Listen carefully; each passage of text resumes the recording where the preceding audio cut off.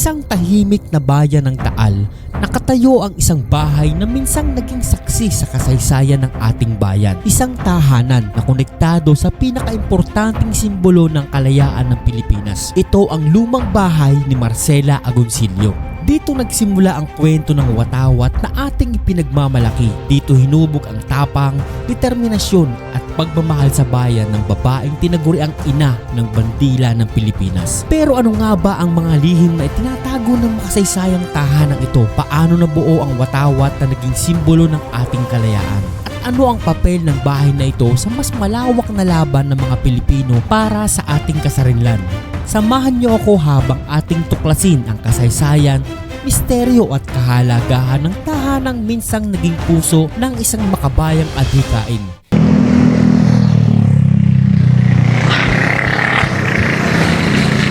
So mga ponyo, andito naman tayo ngayon sa Taal, Batangas at pupuntahan natin ang isa sa pinakamahalagang babae sa history ng Pilipinas, si Marcela Agoncillo. Siya yung babae na tumahi ng ating watawat ng Pilipinas. So dito tayo ngayon at ito yung pinaka-entrance niya.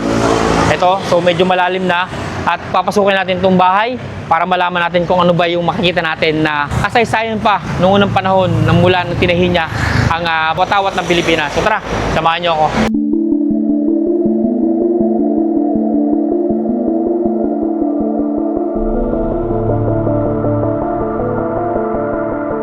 So mga ponyo, magandang araw. So mga kasama natin si Sir Brian Martinez. So siya yung acting shrine curator dito sa bahay ni Marcela Agoncillo. So siya yung mga kasama natin and siya yung magsasabi sa atin kung ano nga ba yung makikita natin dito sa lumang bahay ni Marcela Agoncillo para malaman natin yung mga impormasyon at para malaman nyo rin lahat kung ano nga ba ang meron dito sa lumang bahay. So sir, magandang umaga po. Thank you very much po for welcome. medyo nahirapan pa akong bumbisi sir na sumama sa atin pero okay na ngayon kasama natin. Yeah. So sir, unang tanong ko lang po bago tayo magpatuloy. Okay. Ilang taon na po yung bahay na to? Ang based on record kasi, sabi nila yung bahay daw ay tinayo around 1780s. Hindi exact year or wala exact date. Ang alam lang natin na nagpatayo si Don Francisco Marino. Technically siya yung great-grandfather ni Marcela. Okay, then later on, pinamana niya sa kanyang anak na si Don Andres Marino. Siya yung lolo na nagpalaki kay Marcela mismo. Okay, so this house is around 240 plus years old. 90% of the house is original, pero may mga portions ng reconstruction syempre dahil sa tagal na rin. Okay, so, pero still, 90% malaking malaking bahagi pa rin yun. So sir, tara, samahan nyo kami at ituro nyo sa atin para malaman naman ng ating mga viewers kung ano ba yung meron dito sa bahay ni Marcela Agoncillo. Well, simulan natin dito. Okay, sige, because this is what we call sagwan. Okay, so yung mga bahay na bato, meron sila mga garahe. At ang tawag nga doon ay sagwan. So ito yon.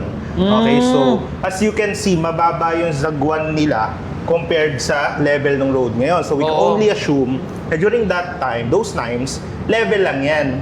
Okay, so kinapapatong ng kalsada, tumaas. Garahe siya pero so ito yung pinakagarahe. Ganda ng garahe, no? Later on na dinagdag tong tiles itong mga tiles na to. Okay, this is what we call machoka tiles. Ito yung mga copy. Locally made yung machoka, kinapi siya dun sa mga azulejos. Gaya na nakita mo sa Nagcarlan.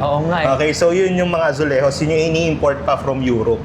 Okay, pero dito sa atin, may locally made na machoka. Okay, so this is what we call the escalera. Wow, okay, so yung pinaka-landing nung hagdanan. Okay, and we have a diorama or tableau of Marcela Marino together with Lorenza, kanyang panganay na anak, and then si Ginang Delfina Herbosa Natividad, ang pamangkin ni Dr. Jose Rizal mula kay Lucia. Okay, so sila yung nagtahi ng watawat sa Hong Kong. It took them 5 days to finish the flag. Accordingly, pure silk yung ginamit nila. And then, a few hours before bumalik si General Aguinaldo sa Pilipinas, natapos nila yung flag and inabot nila kay Emilio Aguinaldo. Wow. So yun. So malino sa atin yung istorya. Kung sa mga nakakalimot dyan, ito ngayon, naalala natin yung history ng ating pambansang watawat. Grabe. Yung flag na tinahi ni Marcela, yun yung unang iniwagayway. Ang misconception kasi sa Declaration of Independence ng June 12. Pero nauna pa yung pagwagayway niya after ng Battle of Alapan sa Imus, Cavite. Pero ang alam ng tao talaga is yung Independence Day talaga. Yung pagwagayway lang ni Aguinaldo mula sa bintana ng kanyang Pero nauna pang itinaas ni Aguinaldo yung flag na yon after nga nung battle ng Alapan nung May 28, 1898. Okay? And then later on, after nun, June 12, ayan, formal unveiling So ng parang flag. nangyari, pangalawa na lang pala talaga pangalawa. yung sa ano. That's why today, every year, we celebrate the National Flag Days from May 28 to June 12. Okay. Okay, so Yun, kaya mahaba. ayos.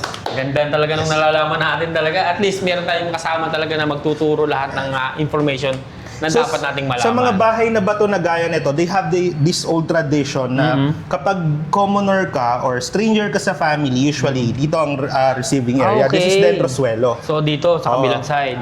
Yes, but if you're a close relative or Member family namin. member, close friend, usually sa second floor kanila i-represent sa kanilang So living ngayon, room. family member na tayo dito ngayon. Yes. Dito tayo dadaan. Kung mapansin mo, maliliit yung steps nung hagdanan Oo nga, kasi parang- pinapattern daw siya sa size ng paa ng babae. Okay? Pero ang napansin ko dito, sir, kasi most of natin, yung mga napapunta na aming mga ancestral house, ang lapad nito. Kumpara mo sa iba. Mga grand stairs, Oo. staircase rather. So, interestingly, meron din yung ibang old family na tradition na yung hindi nila hinahayaan yung makasambahay nila Okay. na dumaan ng hagdanan at ng main okay. door. Kaya typical sa mga bahay na bato na merong back stairs. Kasi doon talaga lang sila dadaan, tapos iikot lang sila doon sa bulada. So para sa makikita kanila mo. talaga, napakahalaga ng ganitong hagdanan. Exactly. Etong Okay. area na to, tinatawag siyang kaida or antesala.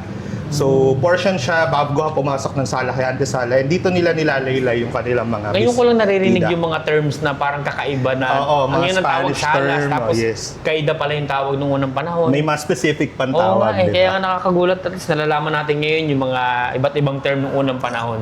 So, accordingly, merong bintana dyan Yun. na isinara na later on. Dati. You have to take note that this house is still a private property until 1980s. Nakatira pa dito si Marcela Okay. at saka si Gregoria. Oo. Okay, so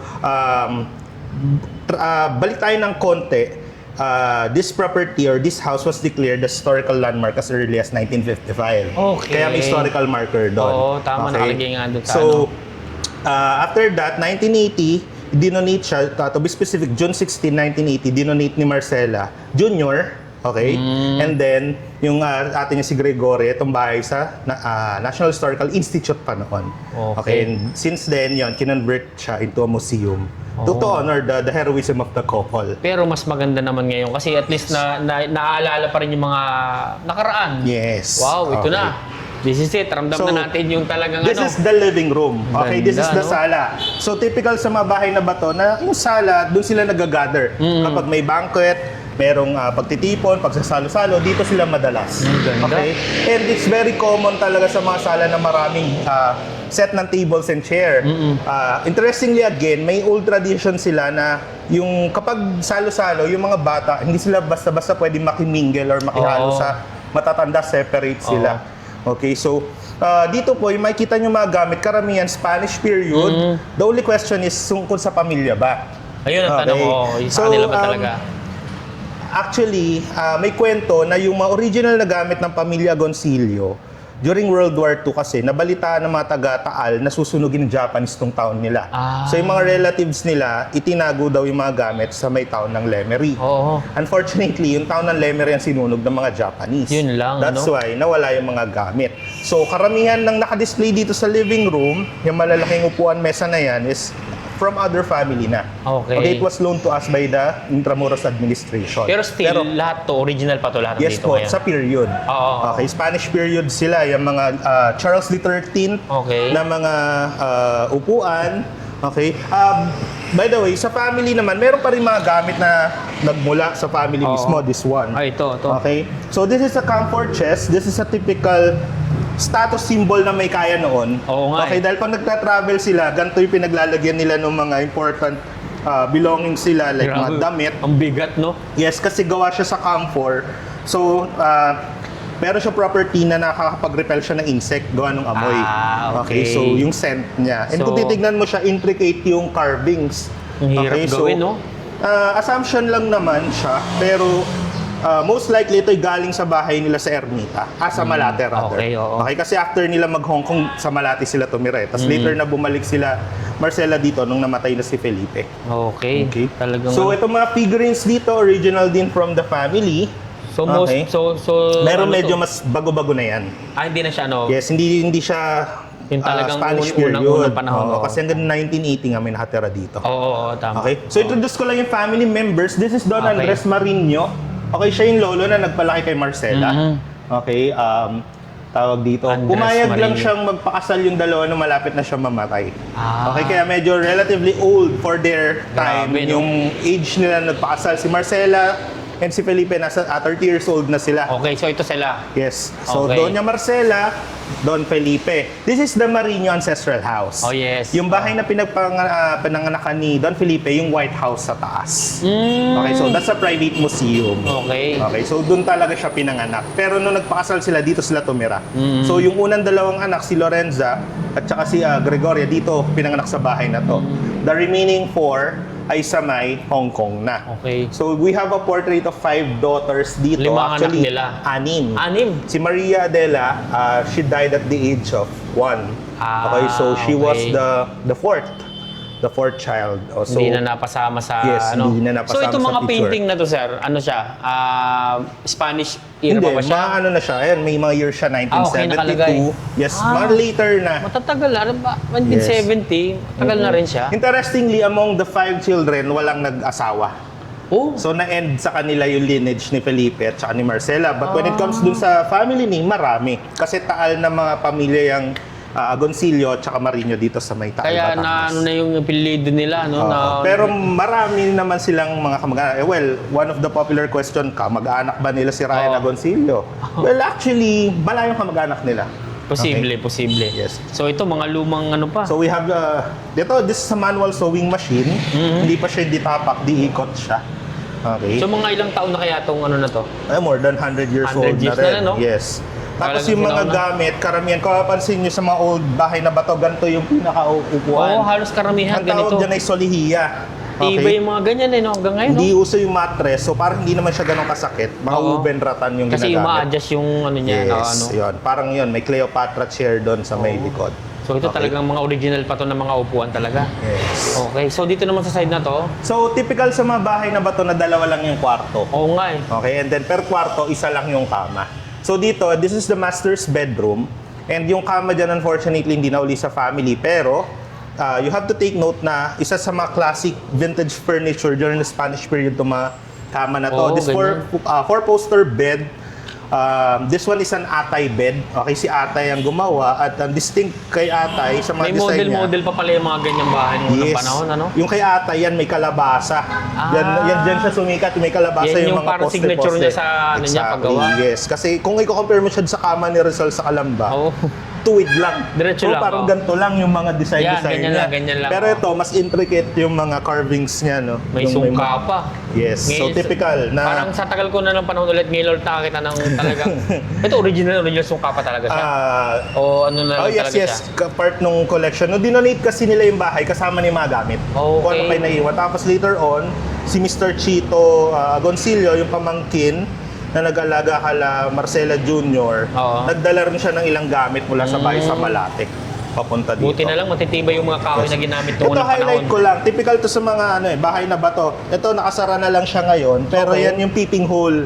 So pag may bisita sa baba, naaangat yan, sisilipin lang nila. Ah. Okay, or di kaya yung iba, may tali pa yan nakakonect para babuksan yung Ayos pintuan. Ngayon ko lang Oo. na ano yun. Ngayon ko lang din na narinig yung ganung kwento na may Yung mga ganyan nasa pala. the wedding gift, kung yung magkakamali, na-open pa yung ganyan nila doon. Ganda Pero dito naman. naka-stock May mga na. ganyan palang mga sikreto pa na hindi natin nalalaman sa mga sinaunang Yes. bahay. So this is the the children's room. Okay. So wala nang kama. Dinonate daw yung bahay, parang metal bed ang nandito. So Oo, hindi na oo. siya sinama sa So hindi na siya yung talagang typical na ginagamit noong unang panahon. Oo, kaya masisira yung curatorial niya eh. Oo nga, flow. tama, So tama. kaya inalis Pero- na. So pero still dito, lahat kinonvert siya into an oratory or praying room. Kaya pala So, may ano. yung ibang santo dyan, loan din ng Intramuros Administration, pero yung, if I'm not mistaken, itong dalawa sa family galing. Oo. Okay? Tapos, sabi ko nga kanina, yung mga kasambahay, hindi sila pwedeng dumadaan sa may hagdanan Oo. sa main door. So, mapapansin mo, doon sa may likod ng kwarto, mayroon pang spasyo. That's Meron what we call doon. bolada.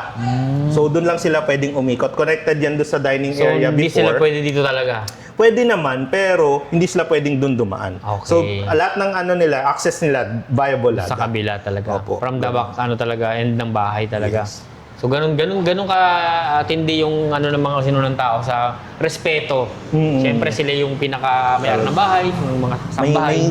May yun naman na natin sa mga Spaniards, may Oo. hierarchy. Oh, hierarchy, yes, tama. Oh. So, ito Yan. naman, This one, that one is an escritorio, a writing desk, personal writing desk. So, napu-pull down to, actually may cover yan, tapos pwedeng i-lock. So, yung mga private personal documents mo, okay. dyan nila tinatawag. So, writing ano lang talaga Writing siya. desk siya. So, ito lagay ng mga lapis niya or Yung anything lapis, na pangsulat. pambura ink, or Ganda kung nung kuya. kahoy, no? Doon ako bumibilib sa Karamihan ano.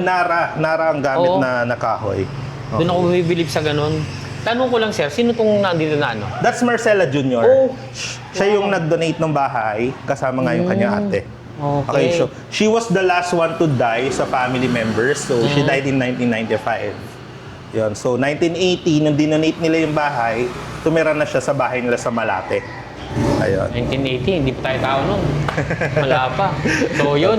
So, sir, tanong ko lang din, itong mga umiikot ngayon nito ng mga fan, ano ba to? Original pa rin? Or... I think hindi na, dinagdag na siya. Pero mukhang Later. ano pa rin siya, no? Pero Bumagay syempre, sa bahay na pinattern. parang kala mo, ano siya eh. ano siya, most likely inad siya around 1980s din. Oo. Okay, so medyo old na rin, di ba? Maganda rin, maganda. Kasi nakita ko siya parang old na piano, talaga. original daw yan sa family, kasama yung nakapatong na orasan. Oh. Wow. So gumagana pa yan. That's a Groschenstein-Weg Ang na ganda ng brand. piano. Out of tune lang. Oo. Matigas yung key pero gumagana pa Pero siya. yung ano niya, yung preserve ng kagandahan, yung tsura. Tingnan niyo naman mabuti, oh, napakaganda pa rin ng kahoy. Yeah. And this one, oh. Still working pa rin to, sir, yung relo. Yan, hindi na. Hindi na Hindi rin na. talaga. Okay. Tapos we have a portrait of the family members Okay. dyan. Kuha yan sa Wow. Hong Kong. Okay, so... Mga ilang taon na kaya to? That's a facsimile eh. So, kung yung original, so 100 years na yung original na pinakopyahan. Okay, oo. Pero still, ano, nung unang panahon pa naman, yung mga may kaya lang pwede magpakuha ng litrato kasi Napakamahal, napakatagal, napaka-rigorous ng process. Oo, hindi ganun kadali tulad ngayon. No? Unang panahon ngayong era na Yan, may ito yung technology na. family tree nila. Ayan, Okay, nandyan yung nakalagay mga dyan. anak. Tapos ito yung Agoncillo clan. This is the Marino clan. Dalawang side pero nung ito yung ano, no? pinaka... Ito, sabi ko nga sa'yo, namatay si Maria Luisa Adela ng age of 1 lang. So dito makikita natin yung structure ng buong pamilya. Yes. Okay. So dito naman tayo This sa is the kabilang second side. gallery. So ang highlight natin dito is the life ni Marcela Marino. Okay, na tinatawag ding Roselang Bubog ng mga taga-Taal. Is our birhen ang tawag dahil reportedly napakaganda niya. Oo. Okay, so tuwing umaga daw, kada magsisimba, inaabangan siya ng mga kalalakihan dun sa paglabas sa simbahan. Ayan, pero dahil masunurin siya sa lolo Andres niya, hindi siya masyadong tumanggap na manliligaw. Okay, so ang reported lang na tinanggap niya si Felipe. Oo. Okay, pero initially ayaw nga ni Don Andres kay Felipe because yung political activities niya. So parang just like Rizal. So meaning ganun kasikat si Marcela dito sa Taal, Yes, Batangas. oo, ganun. Hindi siya yung ordinary na babae na basta mo lang makikita kahit saan Yes, lugar sa well Taal. sought siya, marami siyang manliligaw. Well, Okay. even Felipe Agoncillo is a notable lawyer. Okay. Okay, so well-off din yung family. So kung titingnan mo, perfect sila for each other. Yung level nila sa buhay, Yes, parehas, nagtugma yes. sila.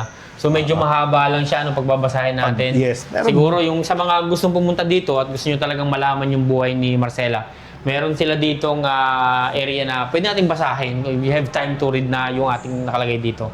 Na talagang truly effort talaga para lang mabigay yung information. So this is the kitchen. Okay. Okay. Ito medyo, compared sa ibang bahay na ba ito, medyo smaller and payak yung yes, kitchen oo. nila. So Kita this na. Nara chest is from the family. Same. Meron Yes. din silang ganito, nakita natin. Yes, tapos yun, interestingly, yung Coca-Cola cooler. Wow. Yeah, so based on provenance, that's Ano? around 1920s. Coca-Cola cooler. So, yung first time ko nakakita, aminin ko sa inyo, this is my first time na makakita ako ng Coca-Cola cooler ng unang panahon. Wow. Vintage, yeah. Nakakatuwa naman. Siguro kung pipresyohan natin to, pagiging vintage niya, baka grabe na yung presyo nito. Nakakatuwa, first time ko talaga. Pero, Ano to? Bakal ba siya o ano? Labas? Parang yero. Yero ang Yeah. nangyayari, no? Oo. Ang ganda. Material. Ano, preserve niya. Yeah. Tapos itong mga ano to, ito mga Yung mga palayok, hindi na ano yan na lang talaga original. siya, oo. Okay. Pero, itong mga banga ang... Yan tapayan, Oo. itong stone grinder. ito panggiling ng ano? Yeah, ganyan ang paggiling noong araw. So, pag gagawa ka ng Pundido yung galapong, bakal, ano? yeah, galapong or maggagata ka, pwede mo siyang gamitin. Yan ang ikutin. ginagamit. Yung sa bahay ni Rizal, medyo malalaki. Malaki Ito, yun. pang bahay talaga, maliit lang. Talagang manumano, bago ang makakain, paghihirapan talaga ng mga ano. So ito, sinarado na to. Sinarado na yan. This is the bathroom, this is the comfort room. Okay. Pero, when you look inside, medyo ano na siya, American period na yung design. So, Nabago na yung itsura. nabago So, kaya na. hindi na Pero, siya sinama. yes. Talaga. Yun ang masarap makita dito mga po. Kasi yung bumabalik ka sa unang panahon na parang nakikita mo yung tao gumagalaw, ginagamit nila yung mga lumang bahay. So, well, add ko lang, that's the importance ng pagpe-preserve ng mga cultural heritage gaya nito. Oo. It's a living proof, a symbol na yung mga pinag-aaralan natin sa libro, hindi lang siya fictional, hindi lang siya may proof talaga. yes, ito yung proof, tangible, makikita mo, mafe-feel mo. Kasi kung hindi talaga binigyan ng pansin na ma-restore yung mga nakaraan, paano natin makikita? Which is parang babasahin mo na lang sa libro. Yes. So this is the entroswelo. Nasabi ko nga kanina pag entroswelo. may mga bisitang hindi naman related sa family, usually dito nila pinagantay. This is a waiting room. Okay? So connected tong kwarto na to sa despacho or home office.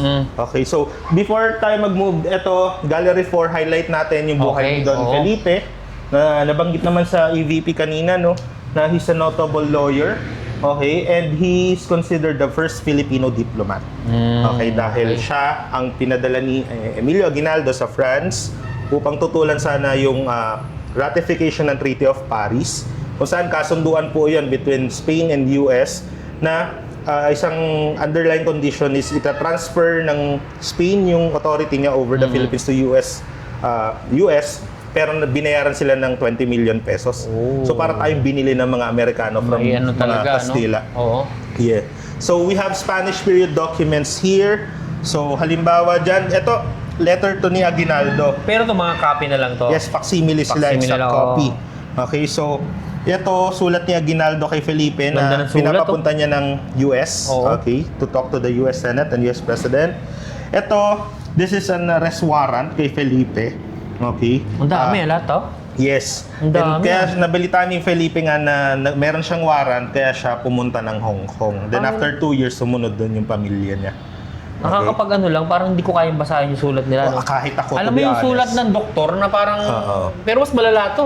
Iba, mo parang hindi Pero Filipino. uniform, cursive pero ang talaga, galing. di ba? Walang line, walang anything na tulad ngayon ng mga ginagamit natin sa mga sa school. Ito lahat, isang papel lang na plain, tapos talagang pantay-pantay yung sulat nila. Dito naman sa kabila, we have facsimile photographs, reproductions rather. Ito, accordingly, the photograph he dedicated to Ferdinand Blumentritt. Okay, the same guy na best friend ni Dr. Jose Rizal. May photo sila dito. Yung nakatalikod, that's Ferdinand Blumentritt. So, isa notable, ano ba?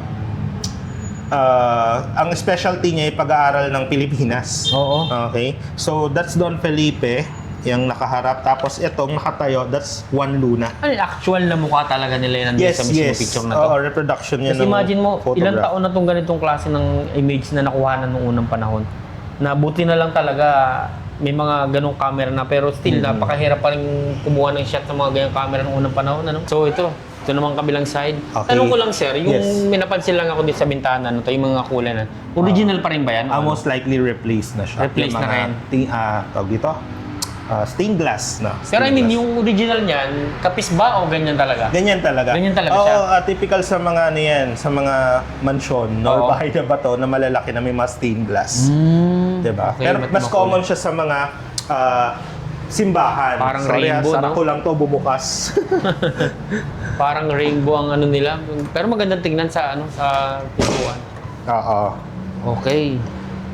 So nakakatuwa So, lang talaga. Gallery 5 ito.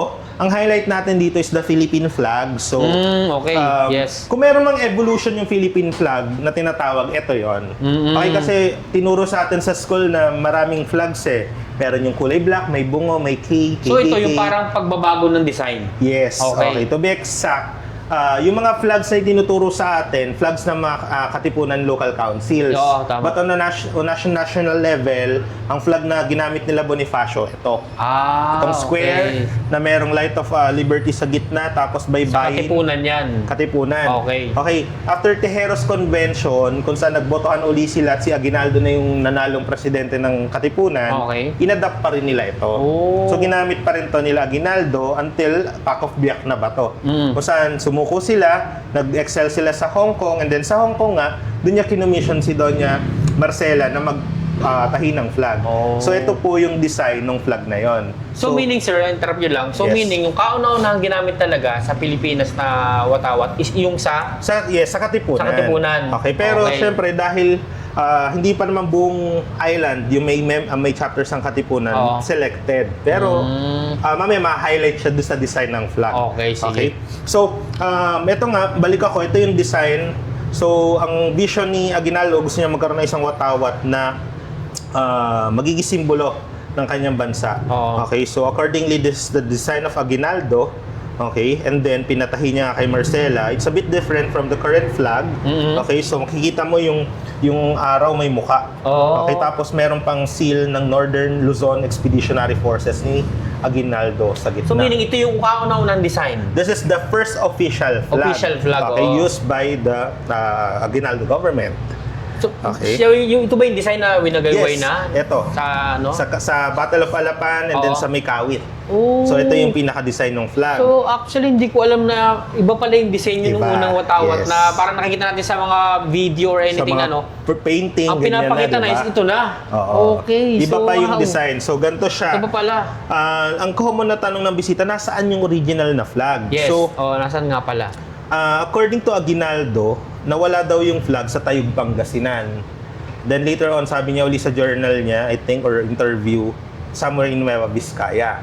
So mystery kung nasaan yung original na flag. Hanggang ngayon ba, hindi parang nakikita talaga? Pinag-aawayan siya. Bakit? Kasi when you go to Baguio City, merong Aguinaldo Museum doon, run by the family, the Suntay family, relative din nila, and may ganito silang flag na naka-display doon. And they claim na that's the first flag. Okay, so, well, marami nga, pinag-aaralan pa rin siya. According to some researchers, di ba sabi pure silk yung first flag? Yung nasa Baguio daw is a mix of cotton and silk. Bago Pero na ang siya. isang evidence kasi na ginagamit nila doon, there's a photograph of Aguinaldo on his latter years na nasa likod niya yung flag na yon. Okay. But nevertheless, mystery pa rin yung authenticity ng flag and kung nasan yung Hindi pa original rin talaga flag. napapatunayan talaga. Yeah. But nevertheless, isa yun sa pinakaunang flag talaga. Pwede, Okay, so pwede. isa yun. Siguro So, baka nagginawa na siya nung panahon na yun na yung design ng flag. Pero yung kauna-unahang tinahi talaga ni Marcela ni is Marcela. nawala. Pero they also claim na sinadya ni Aguinaldo sabihin na wala daw yung flag. Para Kasi from 1907 to 1919, there's a ban. Okay, nag-impose ng ban sa pag-release or paggamit ng Philippine flag because we're Okay. under the American rule. Oo. Okay, so may ban. So yun daw yun, kaya itinago niya. Okay, but nevertheless, pinag-aaralan pa ng mga historiador natin, antayin natin kung ano yung magiging Okay, decision sige. nila. So this is the second flag after second design. Yeah, the second design. So, after ng lifting ng ban ng 1919, so inadapt pa rin nila yung flag na ito pero with revisions. Okay, yes. Okay, so the shade, this one is royal blue. Oo, tama. Okay, so sa flag na sumunod, pattern na siya sa shade ng US flag. Okay, so navy okay, blue, navy red, blue, tsaka and red. then nagbago na rin yung design ng Yung araw. Wala araw. na yung mukha, medyo marami yung rays, pero prominent pa rin yung 8. Oo. Then there the 3 stars. Okay, so nagkaroon ng standardization ng flag by 1935. So ito interactive to, pwede itong ikutin ng mga bisita. Okay, Kasi yun makikita pala. nila eh. Meron So, pala namang explanation sa oo. likod. So this is the used during the Commonwealth. Okay, until 1985. So after Marcos Sr. administration. So mahaba-haba okay. yung time frame. Oo. So the difference is it's a bit shorter compared to this one, but wider. Ito naman, mas malaki na. mahaba siya, no? Mas mahaba siya. Oo. So Mas ito- malaki yung white nito. Exactly. Oo. And medyo specific na yung mga positions dito. Bakit? Pag tinignan mo yung mga stars dito, parang kanya-kanya lang sila. Basta may tatlong ano. Pero sa standardization ng flag, naka-point na dapat Sa mismong yung isang kantuhan. corner. Yes, sa Okay, corner oo, ng tama, triangle. oo. Mm, Kasi may explanation dyan mamaya. Okay? So, 1985, so after Marcos Sr. administration, so mahaba-haba yung time frame. So this is the second flag after the There's another standardization by Executive Order 1010. Bakit? Kasi pinagtatalunan nila during this time yung shade nung blue. Okay. Navy blue to di ba? May time pa na ginamit light blue, parang gantong shade. Oo. Okay, so once and for all, para matapos, naglabas na ng color code and dimensions measurement ang government para sa pag-produce ng flag. Okay, yun nga yung 1985. Yan Then yung later final. By 1998, nagkaroon ng Flag and Heraldic Codes of the Philippines. So yun naman, it's the law that governs how we use the flag.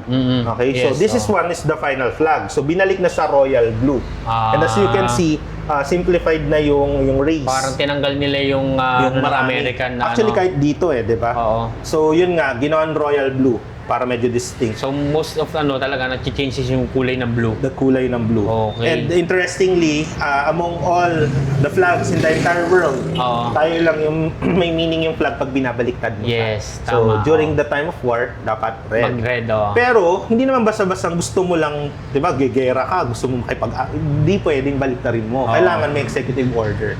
Kailangan we're under the state of war against a legitimate Yan na yung signal state. na we're under ng war. Okay, wow. Dito So, is dito we can enter this. Medyo nililimit lang namin kasi yung load ng floor.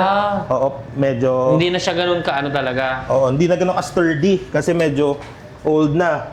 This room highlight the symbolisms of our flag, the elements. Yes. So alam naman ng karamihan yan, the 3 stars represent the 3 major islands. Pinag-aaralan sa Interestingly, based on Aguinaldo, ang paliwanag niya nung una, the 3 stars represents the island of Luzon, the island of Mindanao, and the island of Panay.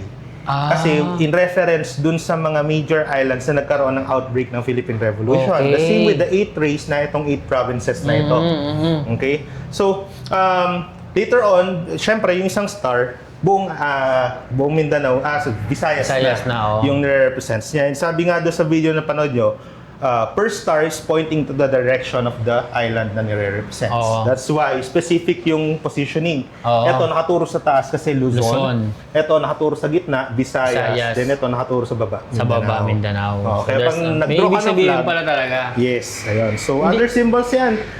Bravery, courage, tawag dito sovereignty yung white. Pero ito, highlight natin niya. During time of war, pula yung nasa taas. Okay, the last time is World War II, Japanese occupation. So hopefully, during our time, hindi natin maranasan. Wag naman sana. Dito sa 8 provinces, lagi kong dinidiscuss yan. Actually, overlapping yan sa history ng katipunan ni Aguinaldo at ni Bonifacio. Kasi during the outbreak of revolution, August 31, 1896, ang pinaka-supremo pa ng katipunan ay si Andres Bonifacio. Yes. At yung 8 lalawigan na yan yung mga unang nag-aklas. Okay. Okay, so connected yan. Okay, but later on, adapted pa rin siya doon sa design ng flag ni Aguinaldo. There's an interesting visitor who asked me once. Sabi niya, yan lang ba yung mga nag-aklas? Hindi, may mga nauna pa. Okay, pero the revolutionary efforts of the Katipunan, yung major and mas malaki and mas organized dahil marami sila. Pero marami pa, syempre sila Magellan, nagsimula, yung mga mag-asawang silang ng Ilocos, marami. So, matagal tayo naging under colony ng Spain, 333 years. And we are talking right now do sa latter part, the 1896 to 1898. So, ayun. So talagang nakakabilib lang marinig talaga lahat. Yung walang sinayang na part ng watawat or any na walang kahulugan. Hindi siya nilagay doon para lang sa walang kwentang bagay. Talagang lahat. Kagandahan nun, meron tayong naaalala lahat. Pag nakita natin tong ng araw, sinag niya, alam mo may ibig sabihin, yung bituin, may ibig sabihin talaga lahat. So, ang sarap balikan lang talaga. Maraming pinagdaanan yung flag natin. Sobra, That's why we are very strict then. Showing our respect and regard for the flag. Okay, so the Flag and Heraldic Codes, available yan online. They can download that, pwede nilang basahin. Doon po natin makikita kung ano yung mga dapat o tamang ways ng pag-handle ng flag. Okay. Kasi yung respeto nun, parang talaga yun, nakabase sa pag nirespeto mo yung watawat, nirespeto mo yung pagka-Pilipino mo talaga, Yes. So ito naman tayo sa kabilang side, lawak talaga ng bahay, dito. This is the servants room. Ito yung kwarto ng mga kasambahay. Okay. So originally meron ding bintana po dyan. Okay, and Saka today, yung sahig renovated na rin. yes, renovated na tong tiles na ito. Okay, and today the highlight is the Philippine sovereignty. So these are excerpts from the memorial submitted by Don Felipe to the US Senate. Okay, so basically nung nasa US si Don Felipe, ang nilalaban niya is for the US to recognize Oo. the sovereignty and the government ng Philippines during that time. Okay, but for the Americans, hindi nila pinakinggan because they have a vested interest na dito sa Pacific. And later on, pinagtibay pa ng benevolent assimilation ni McKinley, yung pagja-justify nila ng pagsakop ng Pilipinas, okay? And this soldier here, American soldier here, this is Private William Grayson. He shot the first shot during the Philippine-American War. Kung familiar ka sa Pinaglabanan Memorial Shrine sa Katipunan, doon nag-start yung outbreak ng Philippine Revolution, and several kilometers from there, yung Santa Mesa Bridge kung saan nag-start ang Philippine-American So meaning, War. yung putok nitong Amerikano na to, doon nagsimula. Yung Philippine-American War. Okay. So accordingly, pinapatigil niya yung Filipino troops on the other side of the bridge, and di sila nagkaintindihan. So what he did was he fired the first shot. Grabe, no? Yung mga litrato ngayon na nakikita natin dito ngayon. These are archival photos. Okay, so Pero still talaga, yung kung ano yung nakikita natin dyan sa imahe na yan, yan na yun. yan yun. Yung kauna-unahang Yes. panahon. Ito halimbawa, this is the Baraswain Church. Oh yes, so... So, kita nyo, susunog siya. So, sinugod siya ng Amerikano. This is where the Malolos Congress was established. hindi, Okay, no? sa Baraswain. Sa litrato pa lang, ito mga Pilipino to na sugatan. Opo. Grabe, tingnan niyo mga po nyo to, huwag masdan nyo to. Ganyan yung sakripisyo na ginawa ng mga sinaunang Pilipino na nabuhay noong panahon ng Gerang Amerikano-Pilipino. Grabe, parang hindi ko ma-imagine kung tayo kaya nasa ganyang sitwasyon, di ba? Napakahirap, di ba? Kaya yung respeto sana talaga yung para sa mga sinaunang tao na nagbuwis ng buhay nila. Marami tayong bayani sa Pilipinas, pero marami pa tayong unsung heroes. So, diba? Maraming unnamed heroes. Diba? Yung mga nasa TV, that's our motion capture videos, okay, restored. So, mga actual footage din sila. Actual footage? Actual footage sila, restored sila. Nanggaling siya sa US Library. Okay, so early Philippine-American War. So ano yun? Galing sa film na talagang yung unang panahon na ano lang. The camera before kasi para siyang may film, di ba? Oo, So yung tama. mga motion capture, pinapagalaw siya. So kaya parang, kita mo parang naglalog. Okay. Kaya interestingly, during the early time of cinema, ganyan din yung kuha. Oo. Okay, kaya may mga voice actors kasi walang sound. Oo, tama. So ganyan, diyan nila Hindi pa ibinibase. uso microphone nung unang panahon eh. Yeah. Grabe yun. So, thank you very much, sir. Okay, so last area dito, Okay. this is the kamalig or storage room. Okay. So, Luwang pa rin, ano? ito dito nila iniimbak yung kanilang mga pananim, produce, harvest, at kung ano-ano pa. And today we converted this in, before this is the e-learning. Okay, but later on, inalis na natin yung mga old computers. So, pinalitan natin, nilabas natin yung mga paintings na nakatago pa. Wow. This one is Marcela Jr. Marcela M. Agoncillo Jr. So, anak na siya. Siya yung 1948 nag-donate. na siya, Isa siya okay. sa dalawang nag-donate ng bahay. Then, on the other painting Si naman, Lolo. si Lolo ulit. Okay. Pero, distinct tong dalawang painting na to kasi original silang Fernando Amorsolo. Amorsolo sila. Wow. Okay, so si Amorsolo is the first declared Filipino national artist.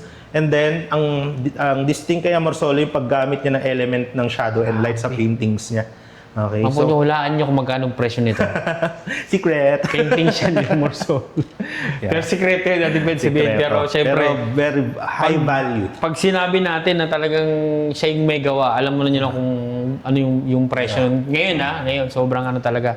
Tapos we have, since nasa Batangas tayo, kilala po ang probinsya na to sa Kaping Barako. Yes, So this one is made of Kaping Barako. So coffee art siya. Ang So galing si naman. Marcela, then yung sa baba yung pagtatahi nila ng Banawa, flag. ang nakalagay. Banawa. Yes, 2009 nanalo siya sa provincial competition.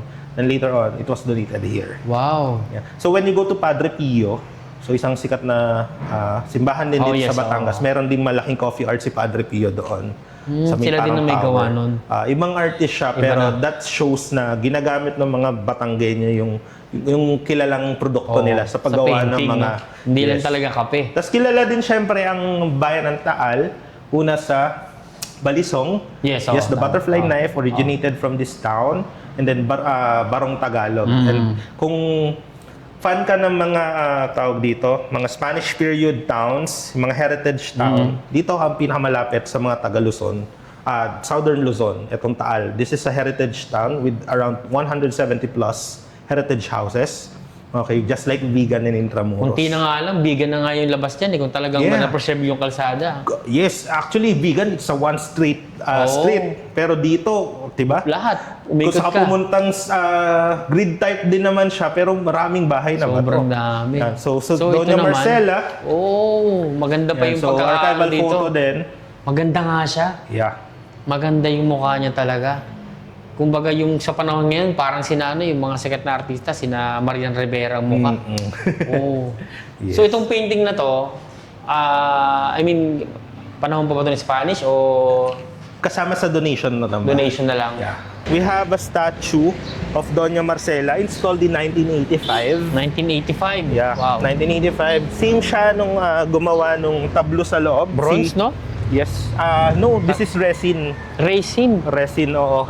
Pero siya medyo strong plastic. Okay. Okay, resin. Pero pag resin mukha type. siyang Yeah. tanso, ano? Okay. And we have several sites all over the Philippines kung saan all throughout the years naka-hoist yung Philippine flag. So just like Luneta. Oh, so yes. isa ito sa lugar na iyon. All throughout the year, nakataas po yung flag na itong yan. flag na to. Bumababa lang po yan kapag flag ceremony during commemorative events or pag pinapalitan natin siya. Actually, ito yung lugar na to talaga na dapat talaga. Yeah. Naasin talaga yung originated ng ating Watawat. Sabi ko nga, kung mas pinahalaga natin yung mga bayani, yung ano nila, na ambag sa history ng Pilipinas, Marcela is one Marcela. of... Sabi ko nga, siya yung isang babae na talagang Sa iba dapat kasi hindi alalahanin. nila naiintindihan yung importance ni Marcela. Yes, eh. oo. Nagtahi lang naman siya ng flag. That's the common comment. Pero, we have to look at it na yung flag is the ultimate symbol of our nation. Yes. Okay, yung ating pagiging Pilipino. And yung pagtatahi ng pinakaunang watawat na naging simbolo ng ating bansa is a major honor. Okay. Okay, at hindi lang naman siya basta-bastang nagtahi lang. Okay, so parang yun yung malaking ambag ni Marcela sa ating kasaysayan. Na siya yung unang nagtahi ng ating kinikilalang flag today. Sobrang nakakabilib talaga. So mga po nyo, pasalamatan natin si Sir. Maraming salamat po sa pagsama sa amin at pagbibigay ng maraming information na ngayon lang namin din narinig. Yes. Actually, yung about knowledge about kay Marcela, wala tayong masyadong sobrang lalim na kaalaman. Pero ngayon, nalaman natin dahil nakasama natin si Sir. And kung gusto nyo rin pumasyal dito, Sir, pwede nyo imbitahan yung ating mga kababayan. Yeah. So, inibitahan po namin kayo na bumisita sa amin sa museo ni Marcela Marino and Felipe Agoncillo. Bukas po kami from Tuesday to Sunday from 9 a.m. to 4 p.m. Libre po ang pagpunta dito, kaya ano pa inaantay nyo? Punta na kayo. Yun. Okay, so kung gusto nyo yung video na to mga kababayan, mga po nyo, like nyo yung video na to and subscribe sa ating channel para mas marami pa tayong magawa na ganitong klaseng video at maraming kasaysayan pa ang ating dapat malaman.